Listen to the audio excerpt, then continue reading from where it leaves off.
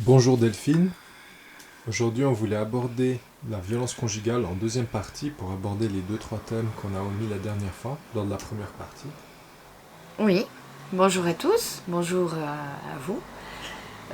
Bonjour mes internautes, j'espère que vous êtes là, si vous êtes là. Effectivement, j'avais donc, parce qu'on était dans la précipitation et puis que c'est quelque chose qui est très poignant pour moi, donc je voulais vous en parler spontanément, mais maintenant, effectivement, qu'avec beaucoup de réflexion, je voulais quand même signaler un point très important, c'est les statistiques du gouvernement, hein, au sein du couple, d'accord. Donc ça, c'est des chiffres qui parlent. Il y a en tout cas 150 femmes qui sont tuées de féminicide par leur partenaire ou ex-partenaire. Ça veut dire qu'il y a 3 femmes par semaine qui meurent sous les coups de leur conjoint ou de leur ex-conjoint qui n'accepte pas euh, l'évidence que son épouse ou que sa conjointe soit partie. Il y a des enfants, il y a des enjeux, il y a énormément de facteurs qui font que. Donc il y a une espèce de violence comme ça qui s'installe, où elles sont terrorisées, elles ont peur de beaucoup de choses. Donc il y a plus de 200 000 femmes en France qui subissent chaque année des violences physiques de leur partenaire. Et il y a moins d'une seule femme sur 5 qui porte plainte. Peur des conséquences, elle l'aime encore, les enfants, l'aliénation, des tas de paramètres qui font que il n'y en a pas beaucoup qui portent plainte. Donc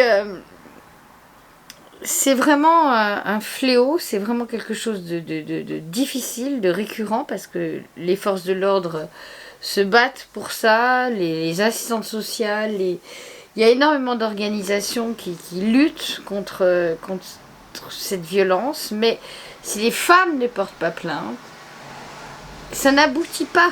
Donc l'acte en soi reste impuni, la femme reste dans une espèce de climat de terrorisme total où ça génère une insécurité.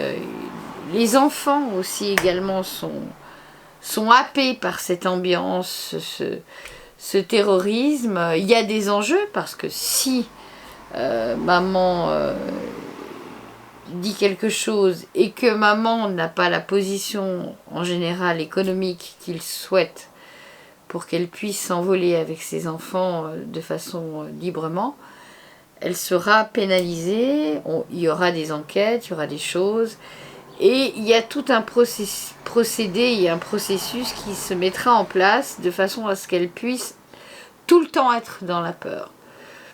Et tout le temps se dire non, c'est pas possible, je veux pas vivre ça, il me fait peur. Parce que quand elle porte plainte, si, quand bien même elle le fasse, il y a ensuite le moment où les gendarmes l'accompagnent, le moment où il y a l'État, la loi.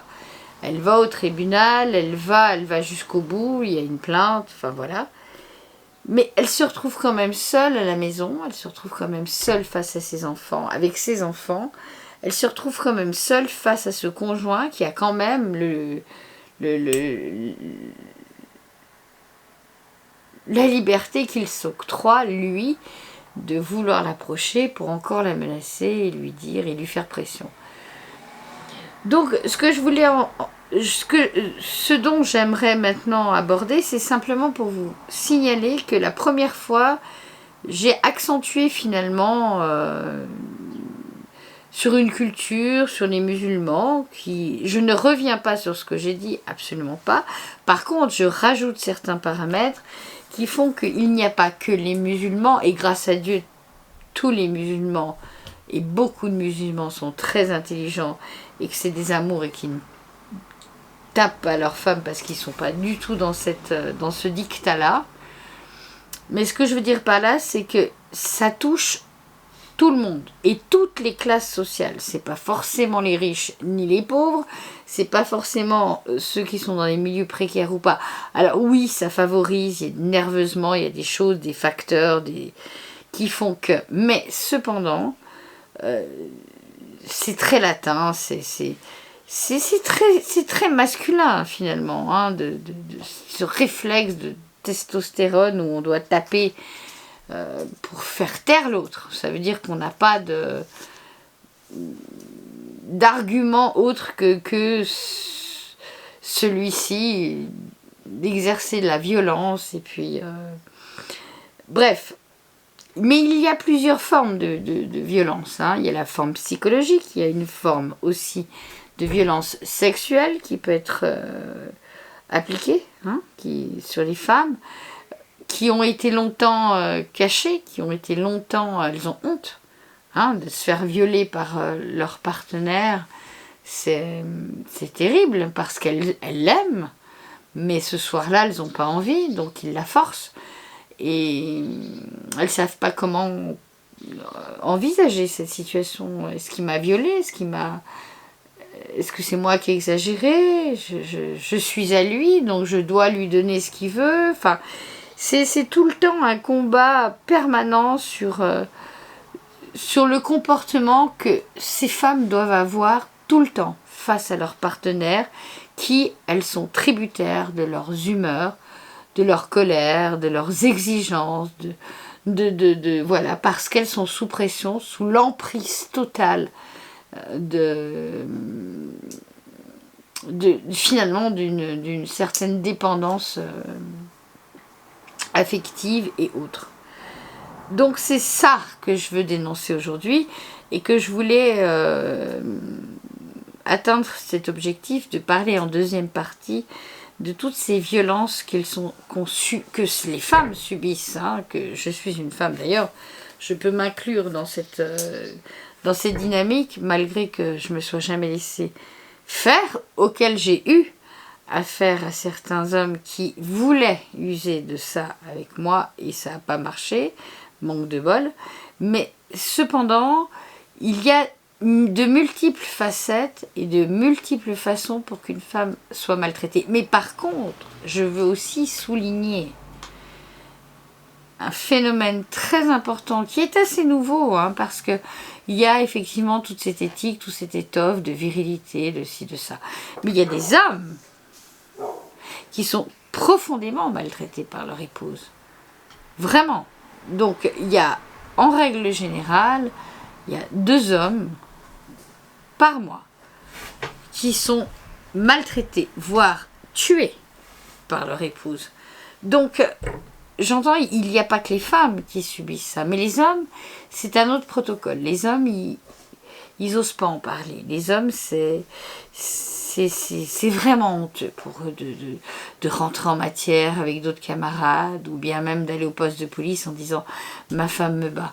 Ça reste toujours très tabou, c'est dingue de retourner cette situation alors que nous, certaines fois, on se l'octroie à nous, les femmes, on a honte de dire qu'on s'est laissé faire, mais quand un homme avoue se faire battre par une femme, c'est déjà beaucoup de courage, hein, c'est déjà avoir surpassé et surmonté la peur du regard de l'autre, la honte, sa propre virilité, les enjeux qu'il se doit au niveau environnemental et dans la société dans laquelle il est, son travail, ses collègues, ses camarades, son frère, sa sœur, sa mère, enfin, tout ce que ça implique. Il doit assumer le regard de tout le monde en disant « mais tu te fais battre, mon Dieu, mais quelle horreur !» Oui, il est vraiment victime. Donc il y a des hommes aujourd'hui qui sont aussi victimes d'une femme qui est absolument une vraie marâtre, qui est mégère, qui gouverne tout, qui est hystérique, qui génère que des tensions au sein du couple et dans la maison, si ça joue pas comme ça. Voilà, et lui est sous cette emprise-là de cette femme à poigne comme ça, et elle peut parfois déraper et le battre, oui, absolument. Donc il y a vraiment des hommes qui sont tributaires de ça aussi. Donc je tiens à le signaler, ce n'est pas exclusivement les femmes. On parle beaucoup, bien sûr, parce que c'est systématiquement le sexe faible, finalement, physiquement, où on n'est pas capable, quand on a un homme qui fait 1m85 en face de nous, et qui pèse 85 kilos, qui est que de muscles, et puis qui est alimenté par la colère, ou la cause pour laquelle il est dans cet état, forcément que nous avons peur. Les enfants aussi également. Donc il y a un retentissement dans la maison. On est à ce moment-là terrorisé, bien sûr. Mais il y a, à contrario, aussi des hommes, et ça je tiens à le signaler, et les hommes doivent, il y en a beaucoup qu'on ne sait pas, parce qu'ils n'osent pas le dire, parce qu'ils ont honte. Et certaines fois, ils le maquillent en dépression ou des choses comme ça, ou même on peut même des fois où il pense, il a des mauvaises idées, où il essaye de trouver des échappatoires pour ne pas avouer qu'à la maison il vit des violences. Donc c'est terrible aussi pour un homme. Parce que lui, il doit vraiment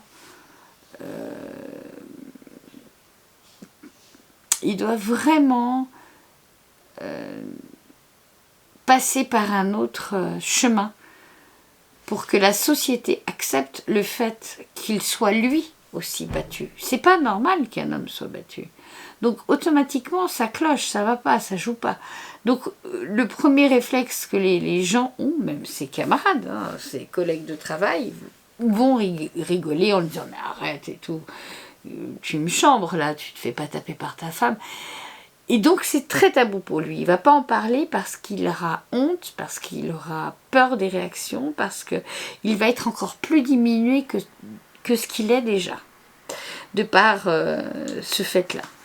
Et psychologiquement, c'est vraiment une atteinte qui est machiavélique, qui est très sournoise, qui est terrible.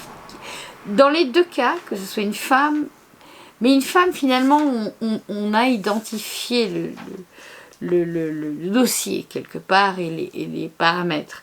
Donc on la protège, on a mis des protocoles en place pour protéger une femme, pour pouvoir comprendre une femme, rentrer dans l'empathie et puis pouvoir la soutenir et l'accompagner.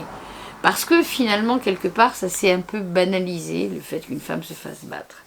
Mais qu'un homme, aujourd'hui, se fasse violenter, qu'il craint profondément quand il rentre à la maison, qu'il craint son épouse, parce qu'il y a quelque chose qui joue pas, qu'il se fasse tout le temps molester, qu'il se fasse agresser, qu'il se fasse menacer en permanence, il a cette boule au ventre et il en peut plus lui non plus. Et il sait pas comment se sortir de là, parce qu'il y a des enfants, parce qu'il y a des enjeux, parce qu'il y a une maison, parce qu'il y a ci, peu importe les critères. Donc vraiment, il y a certains hommes, je tiens vraiment, et j'insiste là-dessus, qui souffrent aussi. Et c'est au nom, pas forcément d'une identité en soi que je me bats, c'est pour la violence en général. Ça veut dire que ça soit pour un homme, que ça soit pour une femme, que ça soit pour un enfant, que ça soit pour des animaux, que ça soit pour de la maltraitance en ce qui concerne notre nature et notre environnement, que ça soit de la maltraitance verbale, que ça soit toute forme de maltraitance. Je me bats pour ça et je la dénonce. Donc je ne suis pas d'accord du tout sur le fait que un homme n'ait pas envie de rentrer chez lui parce que son épouse va encore lui infliger, alors qu'il a passé toute une journée au boulot, et qu'elle est à la maison, elle s'occupe des enfants, et qu'elle va lui infliger encore toutes les corvées ménagères qu'elle n'a pas voulu faire parce que lui est sous son emprise et qu'il se laisse faire parce qu'il n'a pas le choix, le pauvre. Donc non. Donc que ça soit une forme de violence aussi bien pour un homme que pour une femme, que pour un enfant, que pour un chien, que pour un chat, que pour le monde entier, ce n'est pas normal. Nous ne devons pas obtenir des résultats parce que nous sommes violents. C'est non. Non. Ça veut dire qu'on perd tous nos repères, qu'on perd tout. On n'a plus d'exigences célestes, on n'a plus de foi, on n'a plus confiance en rien, parce que le seul moyen pour nous d'obtenir quelque chose, c'est d'exercer une pression psychologique, une pression... mais c'est l'instinct primaire. C'est primaire tout ça. C'est vraiment des vieux schémas, des vieux modes de pensée auxquels il faut vraiment modifier son comportement. Donc c'est ça que je voulais signaler aujourd'hui, c'est qu'il y a beaucoup de femmes qui sont maltraitées parce que c'est facile de traiter mal une femme, c'est facile. C'est déjà d'ailleurs tellement familier pour les hommes que de nous parler, nous traiter comme ça. Par contre, ce qui l'est moins, c'est pour un homme de se faire traiter comme ça. Et la plupart du temps, il y a des hommes qui terminent en dépression ou qui se suicident même, plutôt que d'avouer qu'ils sont maltraités. Alors, vraiment, c'était simplement pour terminer, mesdames et messieurs, parce qu'il faut mener un vrai combat. Et ce combat-là, c'est que si nous sommes tous ensemble et qu'on parle ensemble, et que la peur arrête de nous paralyser, de